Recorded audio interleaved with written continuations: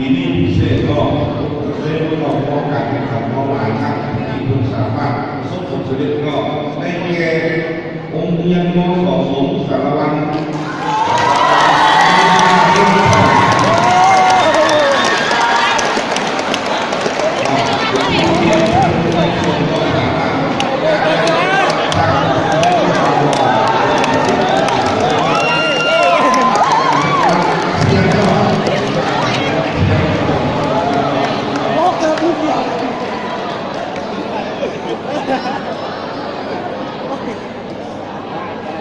รางวัล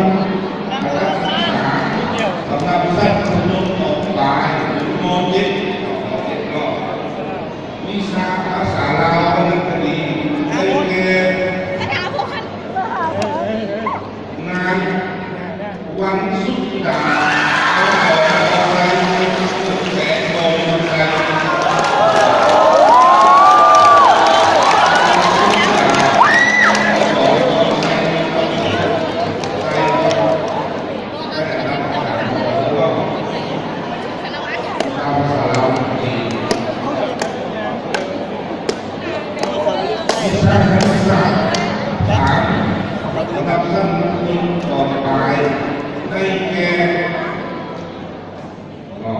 ผู้เที่ยว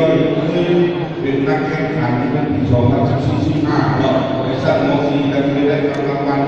สมเสยรางวัลสมเสยครั้งนี้มาได้อันดับที่ได้สามก็ได้แก่มอสเวียงจันทร์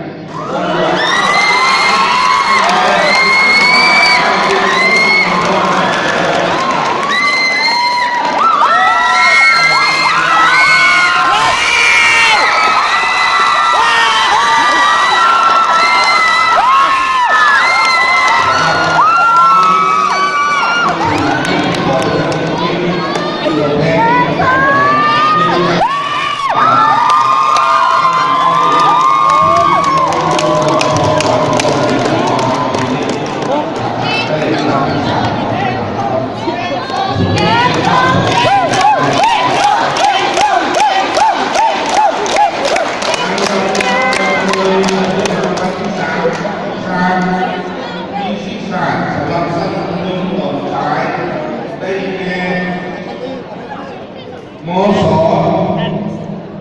โทนสวรรค์เมืองแปดแดงเจ็ดขวบ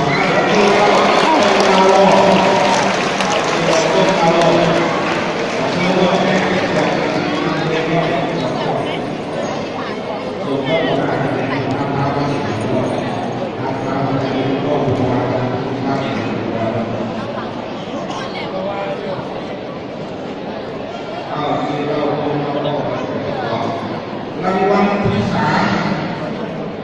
สาเพที่สาม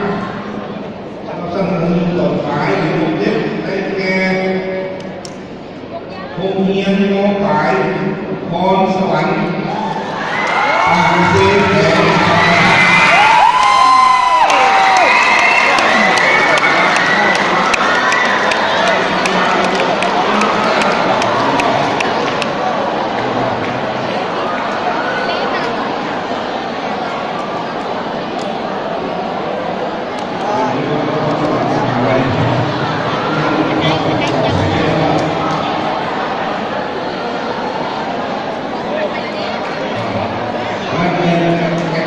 ท